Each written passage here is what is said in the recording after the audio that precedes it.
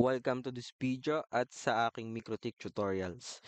Ngayong araw ay i-discuss naman natin kung paano yung pag-upgrade ng router OS. Pero bago ang lahat, huwag niyong kalimutang i-click ang like and subscribe button para mas maging updated kayo sa mga bagong videos. So let's start! Ang objective natin para sa video na to ay number 1, learn different methods in upgrading a firmware. Learn the firmware release chains of MikroTik OS. Know the upgrade procedure for MikroTik router board. Let's discuss first itong MikroTik OS release chains. So makikita natin every time na magda-download tayo or mag-upgrade tayo ng ating firmware ay lagi nating makikita itong tatlo, yung long-term, stable, and beta. Ito yung groupings ng MikroTik OS sa kanilang mga nire-release na mga firmware. Yung beta ay nire-release every few days. So usually ginagamit natin yung mga beta releases on the testing purposes lang. So hindi actually siya ginagamit kapag nasa production na siya or sa live networking environment. Usually yung mga gumagamit nito, yung mga nagpa-participate ng testing for the release.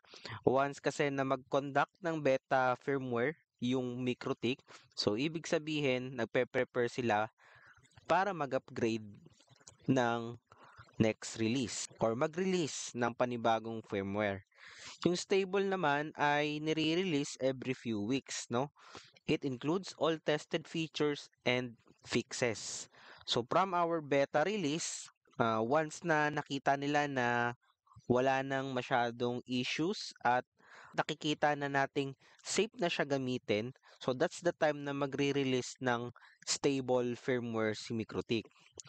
And then, meron din namang long term. Ito naman ay nire-release ng madalang and includes only the most important fixes, upgrades within one number branch, not add new features. Madalang siyang mag-release kasi bago ka magkaroon ng long-term release ay meron kang stable firmware.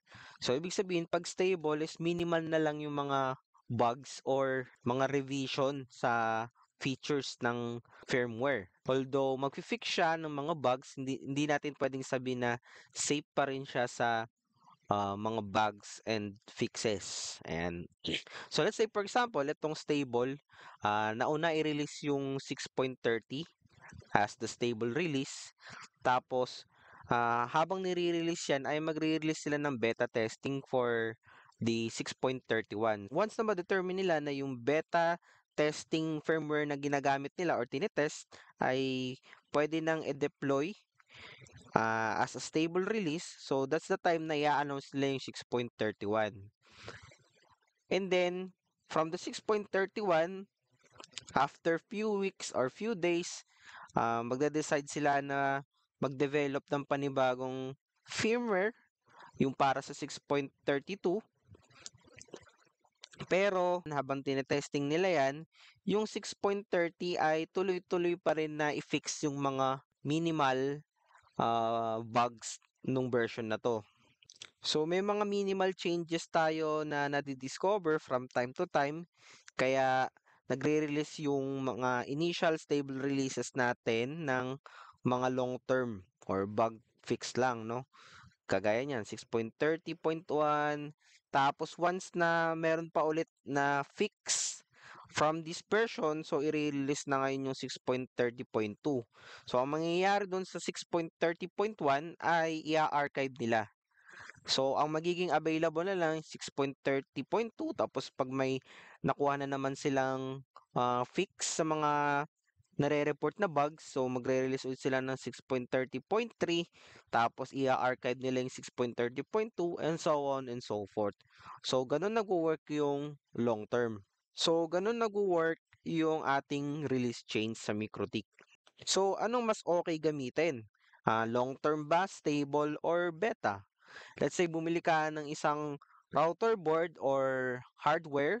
For example, ang initial na naka-install sa kanya is 6.20. pero during the time na pinurchase mo siya is available na yung stable release na 6.30 for example. Pero bago mo siya i-upgrade ng 6.30, dapat i-check mo kung yung 6.30 na yan ay meron bang mga long-term releases. So that's why mas okay pa rin na gamitin natin yung long-term releases kasi yung mga long-term releases ay na-solve na nila yung mga known bugs na ni-release from the stable version. So yun yung sagot sa tanong na yun. Ito naman yung mga upgrade methods natin for the router OS, no? Meron tayong upgrading using system packages function. Meron din tayong manual upgrade via FTP on Winbox. May auto upgrade feature rin tayo at meron tayong The Dude. Pero yung The Dude, isa kasi siyang other tools ni MikroTik para mag-manage ng mas maraming mga MikroTik devices. So hindi natin siya i-cover sa video na to. Unahin muna natin yung method para sa mas madaling way, no? Yung using the system package feature ni MikroTik. Pwede mo siyang gawin using Winbox or sa Webfig. So, para mapuntahan yun, punta tayo sa system and packages. Take note, no, na nakikita natin dito na currently ay meron tayong 6.49.8 na version ng ating firmware. So, meron ka ditong option na check for updates, no? So, i-click natin yung check for updates and then makikita natin, no, yung channel. Long-term testing, stable, development, and upgrade. Yung testing and development, ito yung minimension ko na for the testing versions. Yung long-term, na-mention ko na rin yan. At yung stable as well, na-mention ko na. Pero yung upgrade naman, ito naman yung from version 6, itong 6 dito, i-upgrade natin siya sa bagong nirelease ngayon ni MikroTik na version 7. So, yun yung upgrade function. Pero as of the moment kasi, si version 7, unti-unti na yung ini-implement ni MikroTik. Pero just for our lab, since established na yung mga initial features natin and all of our training materials are still using version 6, so version 6 pa rin yung gagamitin natin. So balik tayo sa stable, no? Nakalagay dito yung installed version natin, yung 6.49.8. Makikita rin natin yan dito sa pinakataas, yung 6.49.8. At pwede rin nating makita yung current installed natin dito sa system and resources. And then, ibaba lang natin, no? So, makikita natin dito yung exact version information na 6.49.8 at siya ay long term. So, ngayon, meron tayong stable release na 6.49.10. Pero kung titignan natin yung long term, so yung long term ay may binibigay rin sa atin na version. So for this testing, since mamaya na natin gagawin yung mismong upgrade process, yung upgrade process kasi natin ay kailangan i-reboot yung router. So mamaya na natin gagawin yon, pero pwede mo siyang idiretso ng download and install, no? Yung download lang muna tayo. So again, magagawa mo lang itong check for updates if connected ka sa internet. So nagva-vary rin yung kung gaano kabilis yung pag-download ng ating mga router, no? Depende sa connection natin sa server ni MikroTik. So makikita nyo dito sa baba, no, downloaded na siya. And please reboot router to upgrade at for the take effect. Pero mamaya na natin gagawin yan. So ganun lang kadali mag-upgrade using our GUI. Ngayon, subukan naman natin yung manual method. For the manual method, kailangan natin pumunta sa website ni MikroTik at puntahan yung download page. And then kung makikita natin dito, no, meron tayong router OS version 7 and version 6, pero meron din tayong cloud-hosted router. Kung physical hardware yung binili mo, so dito ka titingin sa router OS version 7 or version 6. Pero sa lab natin dito sa EveNG, ang version na gamit natin is yung CHR nila or cloud hosted router. So alin ba dito yung pipiliin natin? meron tayong main package and extra package. So, yung main package, isang file lang yan, no? Ibig sabihin, pag niload mo yan, iisang file na lang yan at naglalaman na yun ng lahat ng mga upgrades sa mga features ni MikroTik. Pero kung titignan natin yung Router OS version 7 at yung Router OS version 6, makita natin na marami pa tayong pagpipilian dyan. Yung mga nakikita natin dito, itong ARM, ARM64, MIPS-BE, MIPS, SMIPS, yan yung tinatawag nating architecture. Bawat hardware kasi na binibili natin kay MikroTik ay may mga kanya-kanyang architecture. Hindi lang naman kasi nag-i-stick si MikroTik ng isang architecture. Let's say for example, pagpupunta dito sa hardware page, no? And i-observe natin yung ibang devices. Let's say ito na lang hex. Ayan, pagpupunta tayo dito, nandiyan yan sa pinakabungad yung MMIPS para sa architecture ni hex. Ibig sabihin, pag magmo-manual upgrade tayo, so pupuntahan natin yung page ng MMIPS. Ito. So pag mamimili tayo dyan kung main package or extra package, ano ba yung nilalaman ng main package tsaka extra package? So meron tayong documentation para dyan, si MikroTik. Punta lang kayo dito, no, sa package documentation. So makikita natin dito na yung system package mismo, yung pinaka-default na system at yung mga necessary features ni MikroTik, yun yung kasama dun sa system package natin or dun sa main package natin. Pero kung kailangan natin ng mga extra features or masasabi natin mga plug-in, so dito yan sa mga extra packages. Ano ba yung mga nilalaman nun? Ito yan.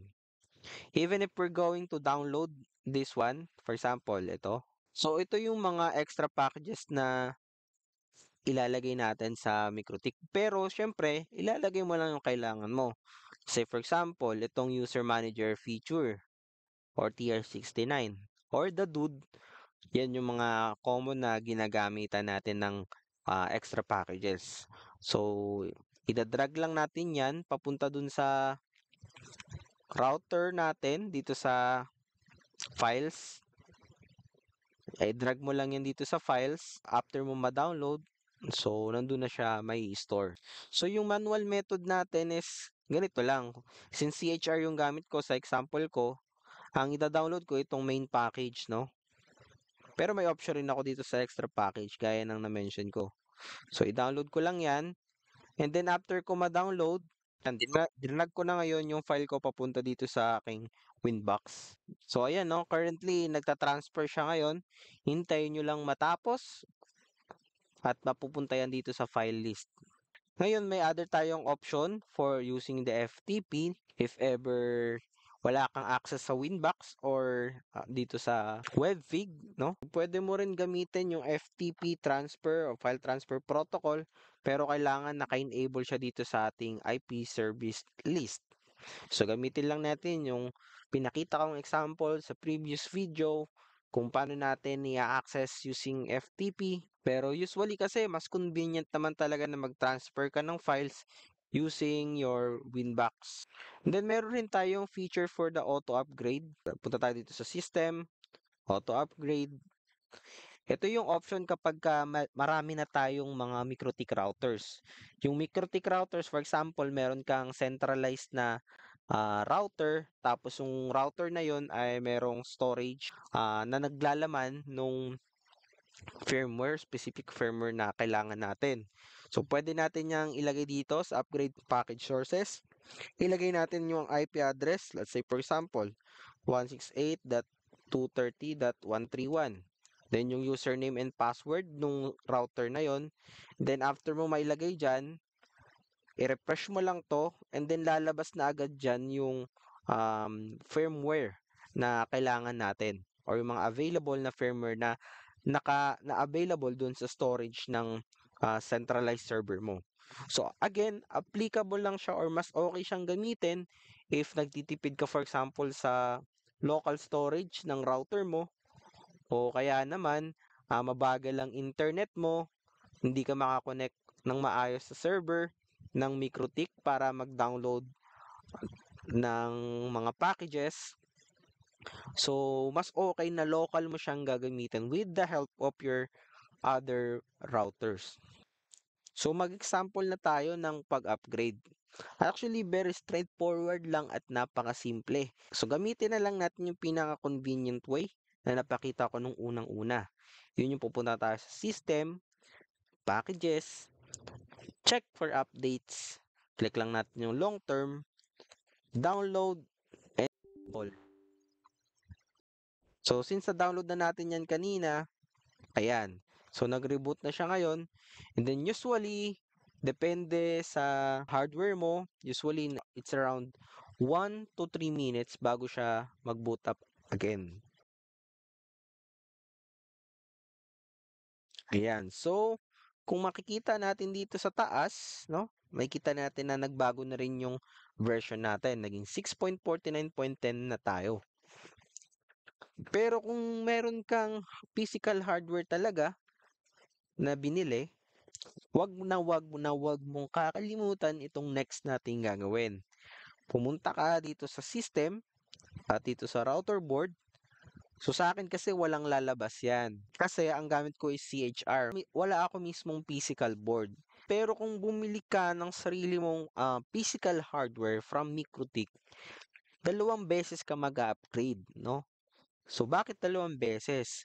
Take note na dito sa package list natin, ang ina-upload or ina-upgrade pa lang natin is yung router OS or yung mismong operating system ni MikroTik. Pero kung may physical device ka, meron ka ring kailangang i-upgrade na isa pa. Kung pupuntahan natin tong system and sa router board, ayan, kung naka-physical hardware ka, may lalabas ka dyan na full details ng model, serial number, current firmware, and upgrade firmware. At may factory firmware rin na nakalagay dyan. So, yung factory firmware, yun yung firmware na once na nagawa na ng manufacturer yung device mo, ano yung initial na firmware niya, yun yung nandun sa factory firmware. Yun yung kailangan nating i-upgrade, yung router board mo mismo. Well, technically, same rin naman sila ng kailangan mong firmware, pero bago mo ma-upgrade yung firmware ng router board mo, ay kailangan mo munang ma-upgrade yung router OS. So that's why kung may physical device ka talaga, so kailangan mo ring i-upgrade yung router board after mong ma-upgrade yung router OS.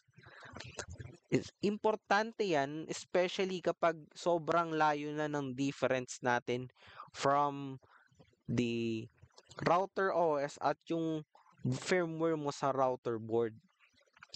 Pag sobrang layo na yan, nagkakaroon na minsan ng incompatibility kapag yung router OS sobrang layo na talaga.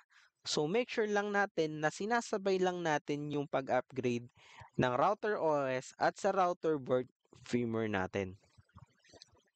Yun yung importanteng tip na kailangan yung tandaan, especially kapag meron kayong physical device. Ito yung usual na mistakes na ginagawa ng ilan kasi nakakalimutan nila na i-upgrade rin tong router board. So, bagong nalalaman na naman. Thank you for watching and I hope you enjoyed this video at may natutunan tayo. See you on the next episodes of our MikroTik tutorials.